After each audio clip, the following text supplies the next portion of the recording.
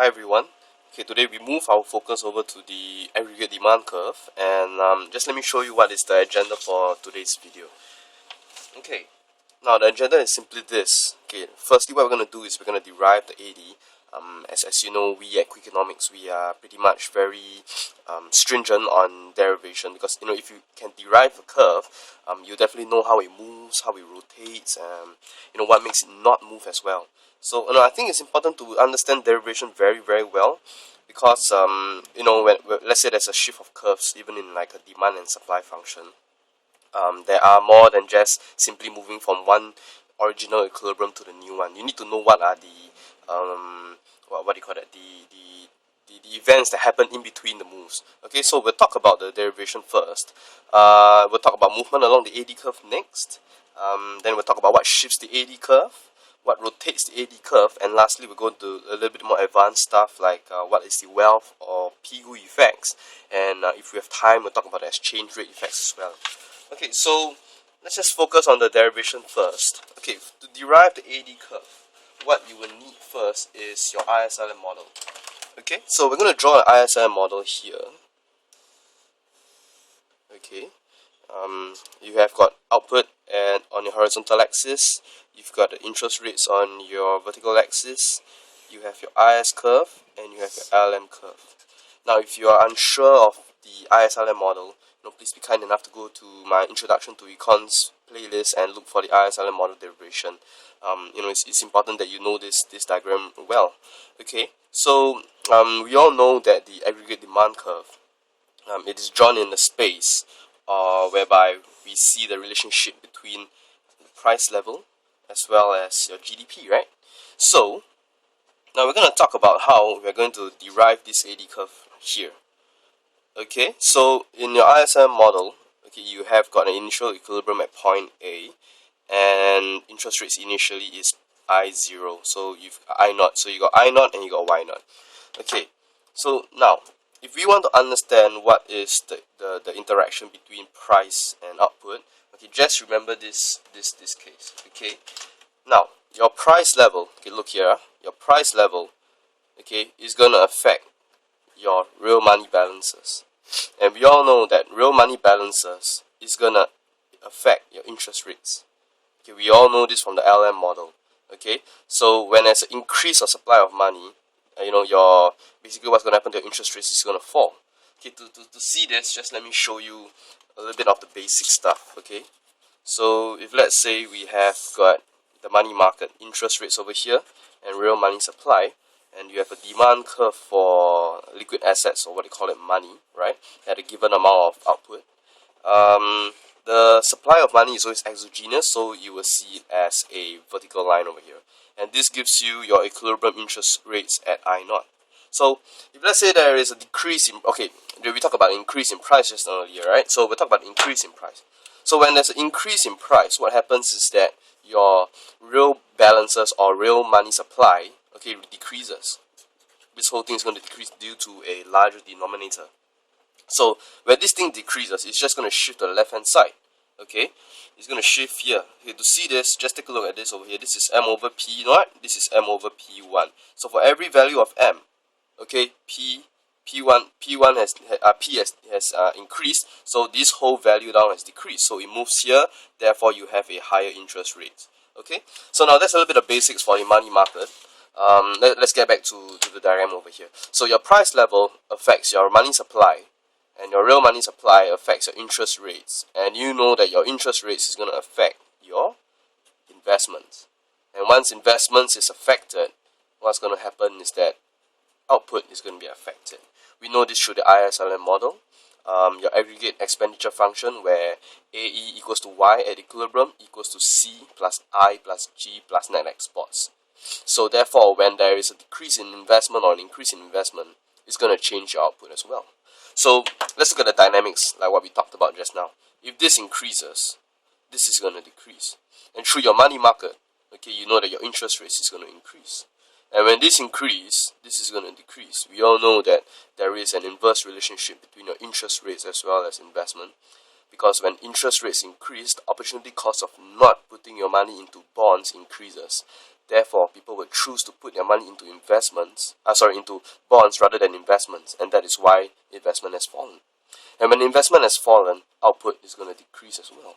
So let's look at this at the other way around, so that we can understand both sides of the story, okay? When the price level decreases, what happens is that your real money supply increases. And from your money market, you know that your interest rate is going to decrease. Okay, and when your interest rates decrease, the opportunity cost of putting your money into bonds rises because you're getting a lower interest right now. You're getting a lower return, so you must have put it in investments. Therefore, investments increase. Therefore, output increases. So this is the relationship that we're looking at. Okay, for the AD graph. If you notice, it's not just P and Y, but there's whole loads of shit in the middle, right? So you can't just say that, oh, when price has decreased, therefore things are cheaper, therefore demand has increased. No, you can't say that. That is absolutely wrong. If this is macroeconomics, yes, but in macroeconomics, the reason why this is not the case, you should go and take a look at my video called The Quantity Theory of Money. Money, what it does in the long run is basically, that there's no real effects. Okay, I mean, according to the classical theory, there's no real effects. So that is why you will see this such a relationship. There's more in between rather than just demand versus supply. Okay, so this is an aggregate demand curve. So let's just start with a particular price level. Okay, a particular price level at say P0. Okay, so at P0, I'll assume that this gives me my particular LM curve at M over P0. So this is the money supply that makes my LM curve like this. Okay, if you want to see why, I'll just draw a money market at the side. Okay, this is also a good revision for us. This is M over P. Alright, this is your interest rates. I know that this is the equilibrium level of interest rates at I0. This is my demand curve at a particular amount of output, and this is my money supply. M over P naught. P naught. See, this thing is the same, right? So now what I'm going to do is I'm going to decrease my prices because I want to see the relationship between price and output, right? So I'm going to decrease my price now. I'm going to use a different color over here. I'm going to be using pink, alright? So I'm going to decrease my price level down to P1. Okay? Oh, shit. I forgot something. At this level of prices, okay, your output is at Y0. Therefore, you've got 1 point over here, point A. Okay? So now I'm going to decrease prices. And when I know that the prices decrease, I'm looking over here and I see that, yes, okay, my real money supply is going to increase. So what happens, okay, the first thing that happens is this is going to move to this side. And you have got M over P1. Okay, M over P is now larger because P1 has decreased. This gives me a lower interest rates, okay, at equilibrium. Take note, it doesn't just jump from here to here. There's an excess supply, therefore they have to reduce the demand, reduce the interest rates to create equilibrium. So therefore, I know that interest rates is going to go all the way here, I1, right? So I know that money supply increases, LM curve is going to shift down. So this is what I have. This is my new LM, okay, and the real money supply that is giving me this LM prime is M over P1. Okay, so I now have a new equilibrium at point B, and this gives me a new level of output.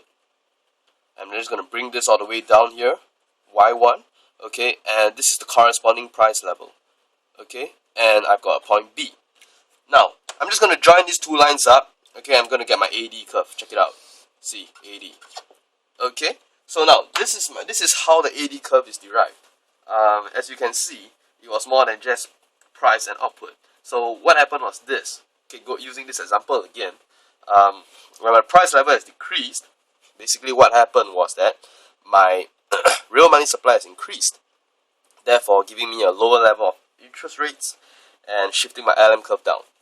Now, once LM curve shifts down, you will notice that output has increased, and output has increased because of an increase in investment.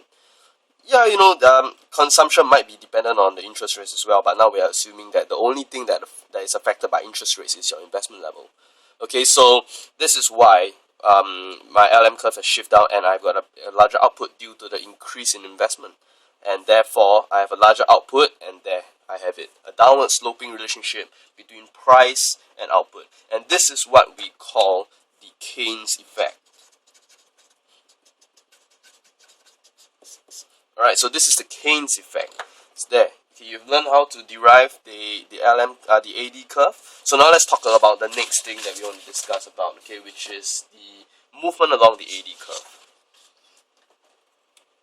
Okay, so we know that for every demand curve, you're gonna get a supply curve, right? So there we have it. We have the aggregate supply curve. You know that this is the short run aggregate supply. Okay, so see, what we have here is we've got original output over here, and we've got price level over here. So if let's say this is going to shift down, if the aggregate supply curve is going to shift down, okay, what we're talking about here is a movement along the curve. Okay, so this is basically a movement along the curve, and the only thing that has changed for the AD is the level of prices. Okay, so you have to understand what shifts the AD, what moves and what moves along the AD. So this is a perfect example of how, okay, if there's something that's outside of the AD model, we're not going to shift the AD curve. And now we're going to talk about the next point, which is what shifts the AD. Okay, as you can see from the previous diagram, we know that your AD curve is affected by your ISI model, right? So just ask yourself, what increases output throughout the ISI model? Consumption? Definitely. Investment? Government spending? Net exports? Okay, these three things definitely affect, okay, your ISI model, right? Whatever causes your ISI model curves to shift is going to affect your AD. Okay, so this is your IS stuff, right? All this here is for your IS. What about your LM then? You've got a money supply, you've got price. Okay, so these are the LM factors, okay, that's going to affect your AD. So all these 6 things are going to affect your AD curve, right? So let's look at them one by one. If your consumption is going to increase, okay, what's going to happen is that your output is going to increase, right? So you know that this is going to shift the AD curve outwards to the right side. Okay, and similar for all these things. If any of these components are going to increase, AD curve is going to shift to the right. Okay, and we understand from the previous diagram, okay, that price, okay, is going to be inversely related. So when price goes down, your AD curve is going to shift, okay, to the right hand side. Okay, because when prices go down, your real money supply increases. Therefore, it acts like a monetary expansion. Okay, so that's what shifts the AD, and I'm going to show you graphically how it actually shifts. Okay, all right. So we gotta start again. We're gonna draw your ISI model and your AD curves. Okay, so you've got IS here, you got LM here. Okay, and this gives me an initial output equilibrium at y naught. Okay, and I'm just going to add in the AD curve over here. Price level is at such P naught, interest rates level is at such I naught. This is point A, this is point A. Okay, so let's say there's an increase in, I don't know, man, CIG, I'll just choose G, right? There's an increase in government spending. Okay, so government spending is going to increase, and from our basics, we know that the IS curve is going to shift to the right side. Okay, so we're going to shift this to the right. Okay, and we got a new IS curve. Okay, remember your crowding out effect. It's going to shift. This is going to move up here and gives us point B. Interest rates is at this new level, I1. Okay, and then this is going to give me Y1. Okay, and I know that the price level has not changed. I say again, the price level has not changed. Therefore, P is still at P naught. At every level of price, okay, output is now larger. Therefore, my AD curve is going to shift to the right. For every price level, output is now higher. Therefore, my AD curve is going to shift to the right. And now you might ask, okay, but I thought that interest rates has increased. Shouldn't investment fall and make output lesser? It already has. Over here. Okay, it's captured over here. The effect is captured over here by your crowding out effect. Alright, so it's already captured over here. So don't worry about it, okay? Alright, so now we're done. Let's talk about what rotates the AD curve, shall we? Okay. Now, rotating of the AD curve, it is also, a function of what your ISI model is.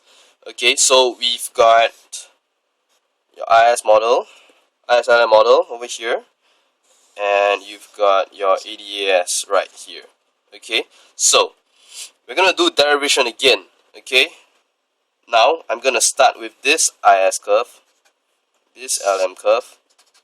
Okay, and this is gonna give me Y naught. Okay, interest rates is at I naught. Now I'm gonna assume a particular price level of P naught. Okay, and we're gonna go through the whole thing again. Okay, we're gonna decrease prices to P1. Okay, this is gonna shift the LM curve outwards. Okay, and then I know that I'm gonna have a higher level of output at Y1.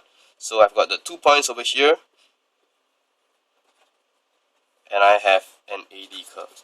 Now, so what rotates the AD? Okay, imagine I now have a flatter IS curve. Okay, a flatter IS curve that looks probably like this. Okay, so this is a new flatter IS curve, and when IS curve is flat, what happens is that now with the LM moving upwards here, I no longer have output at Y1. I will now have a higher level of output, okay, at Y2. So when this new IS, flatter IS, stretches output upwards, what happens is that, okay, at P1 output is now higher. So if you're going to connect the 2 points again, you're going to realize that you're going to get a flatter AD curve. Okay, so therefore your IS and your AD, okay, the steepness, okay, follows one another. Okay, so if your IS is going to be flatter, your AD is going to be flatter. Okay, your AD is going to be steeper, that means if your IS is going to be steeper, that means your AD is going to be steeper. Okay, now, so what is the intuition behind this? Okay, now the intuition behind this is pretty simple. As you can see, okay, once you have you compare your steep IS to your flatter IS, you're going to ask yourself, why is it that I have a higher output given a flatter IS? And then you start to think about the intuition right here. Now, what I can say is that, okay, there's a change in interest rates, but the change in interest rates caused a larger change in output. So basically what it means is that investment is more sensitive to interest rates change. A small interest rates change is able to give me a larger change in output. So that's why that would change my IS. So if you think about it, if this economy is more sensitive to interest rate change, that means that simply means, going back to this diagram over here, okay, it means this. Okay, when the price level has decreased, okay, and the real money supply has increased and interest rate decreased, what this means is that from here to here, you're going to see a larger effect in investment. This is going to be larger. And if this effect on investment is larger, you compare that to your output, it's going to be larger as well. So that's why it's going to be flatter. It just makes sense, right? I mean, whatever that is flatter is definitely going to give you a higher level of output, given if, let's say, there is a change in the slope, or there's a decrease in prices, right? Okay, so that is how I will explain rotation of the AD curve. Okay, other things can change the slope of the AD curve as well. Things like how your what you call that, the sensitivity to money demand is to output. So your LM factors can also change it. It depends on how far your LM curve is going to shift out. Okay, so when your LM curve is going to shift out more, obviously you're going to have a larger output, hence flatter AD. So just remember this. Whatever happens in your ISR model, okay, whether it's your IS or your LM, if the end result of the change, okay, gives you a higher output, that means your AD curve is going to be flatter. Okay, okay, just look at it this way. Okay, look at it this way. If, say, I have a flat curve compared to a steep curve, okay, and if I'm gonna add a value to this part here, okay, this value here is lesser than this value here. Okay, it's all about the slope of the whole thing. Okay, so now let's talk about the last point, which is my real wealth effect and my Pigu effect. Okay, all right. So now the Pigu effect or the wealth effect, they are the same thing. what it is assuming is that consumption is now not just a function of disposable income, but also as a function of your real wealth as well. So basically, real wealth is how much money one person holds over the price, the general price level. And if let's say the price level is going to drop, the same amount of my money can buy more goods. Okay, so technically, I feel kind of a little bit more wealthy right now. So this is the assumption behind the PIGU or the wealth effect. Okay, and it's basically just adding this part into the consumption function. Okay, so let's see how the consumption this new consumption function is going to affect your AD curve.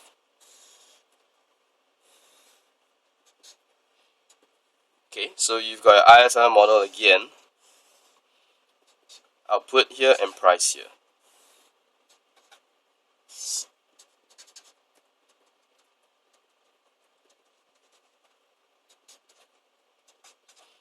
Okay, I naught, this is point A over here.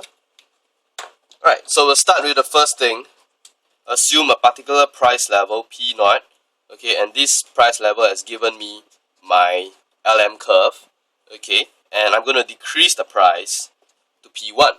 So I know that this is going to happen. Okay, I've got 1 point here. LM curve is going to shift down. Okay, because of my new real money balances. And this is going to give me a new output of Y1. Okay, but I'm not done yet. Okay, so this is 1 point, this is 1 point, but I'm not done yet. Okay, look at your consumption function. Okay, if let's say P is going to drop, so basically I have the wealth effect has now come into play.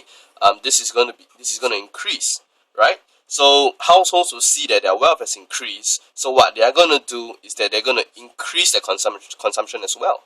And we know that when consumption increases, it's going to shift your IS curve to the right. So IS curve shifts to the right, I get this IS prime, okay, and this is going to give me a higher level of output, Y2, and at the price level P1, this is the new point. So I've got 1 point here, 1 point here, assume linearity, I'm going to combine these two together, and I'm going to get my AD curve. Now this is the AD curve where the wealth effect or the PIGU effect, or whatever you might call it, comes into play.